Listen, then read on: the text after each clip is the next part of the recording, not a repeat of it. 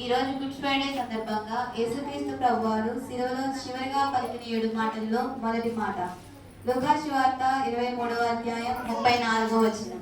తండ్రి, వీరేం చేయుచున్నారో వీరెరుగరు గనుక వీరిని క్షమించమని చెప్పాను.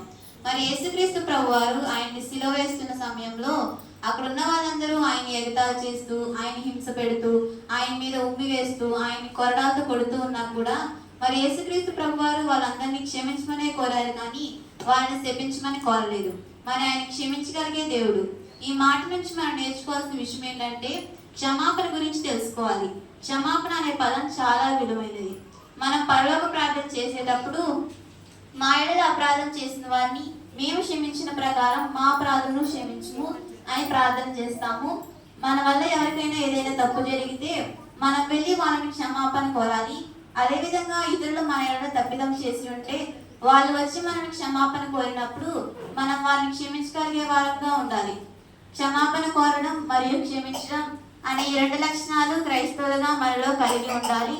మరి యేసుక్రీస్తు ప్రభువారు ఏ నేరం చేయకపోయినా ఆయన చిత్రహింసలు పెడుతున్నాము సరే ఆయన క్షమించడం ఆయనలో ఉన్న గొప్ప క్షమాగుణం. మరి మనం కూడా మన ఇతర సహోదరులను క్షమించగలిగే వారంగా ఉండాలి. యేసుక్రీస్తు ప్రభువానికి శిలువ భారాన్ని మోస్తూ ఉన్నా కూడా ఆయన తన తండ్రికి ప్రార్థన చేశాడు. మనం కూడా మన ఎన్ని పరిస్థితుల్లో ఉన్నా, ఎన్ని ఇబ్బందుల్లో ఉన్నా మన దేవునికి ప్రార్థన చేయాలి.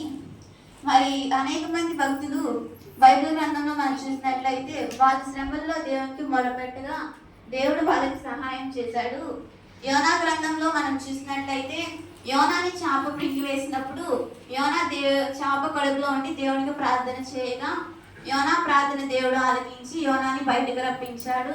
యెషయా గ్రంథంలో మనం చూసినట్లయితే 38వ అధ్యాయంలో హిజ్కియాకి మరణకరమైన రోగం వచ్చినప్పుడు హిజ్కియా గోడ తట్టు తిరిగి దేవునికి కన్నీళ్లు ప్రార్థన చేశాడు. హిజ్కియా ప్రార్థన దేవుడు ఆలకించి హిజ్కియాకి 15 సంవత్సరాల ఆయుష్ను పెంచాడు. మరి దానియేలు గ్రంథంలో మనం చూసినట్లయితే దానియేలును సింహం బోన్లో వేసినప్పుడు దానియేలు దేవునికి ప్రార్థన చేయగా దానియేలు ఆ సింహాల నోలను మూసి దానియేలుకు ఏ హాని కలగకుండా బయటకు రప్పించాడు. మరి ఈ మాట నుంచి మనం నేర్చుకోవాల్సిన విషయం ఏంటంటే, మనం ఇతరులను క్షమించగలిగే వారంగా ఉండాలి. మరి యేసుక్రీస్తు ప్రభువారు శిలువ భారాన్ని మోస్తూ కూడా ఇతరుల కోసం విజ్ఞాపన చేశారు. మనం కూడా ఇతరుల కోసం విజ్ఞాపన చేసే వారంగా ఉండాలి. ఈ కొద్ది మాటలు దేవుడు దీవించును గాక.